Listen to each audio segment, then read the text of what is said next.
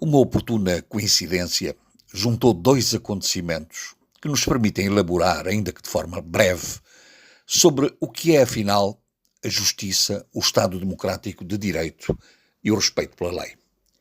Os líderes dos manifestantes detidos há mais de uma semana na Guiné-Bissau foram finalmente libertados e cumpriu-se assim a ordem judicial emitida pelo Tribunal e a que o Ministério do Interior recusava dar cumprimento, numa clara violação da lei e da Constituição.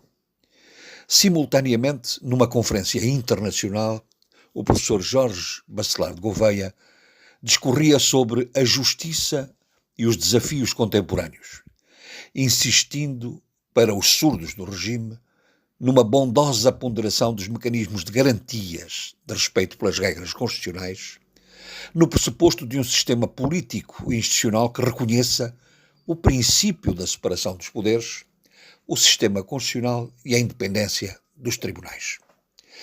Só que Bacelar de Gouveia devia ter olhado bem nos olhos do Presidente da República da Guiné-Bissau, que até elaborou sobre essa independência e juízo livre dos tribunais sem qualquer pudor, e dito que o que se espera de um chefe de Estado é que não absorva os poderes dos outros órgãos de soberania e que respeite os equilíbrios que a Constituição estabelece.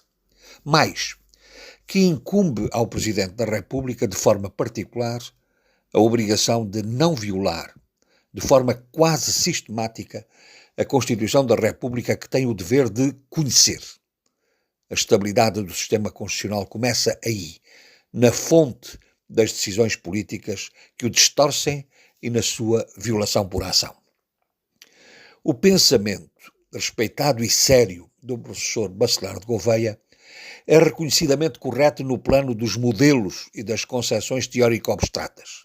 Ou seja, são os tribunais que têm competência para declarar inconstitucionais normas ou decisões proferidas no âmbito da ação política ou da decisão administrativa. E que essa declaração de inconstitucionalidade tem de ser suscitada junto desses tribunais, nomeadamente o Supremo Tribunal de Justiça, investido nas competências do Tribunal Constitucional.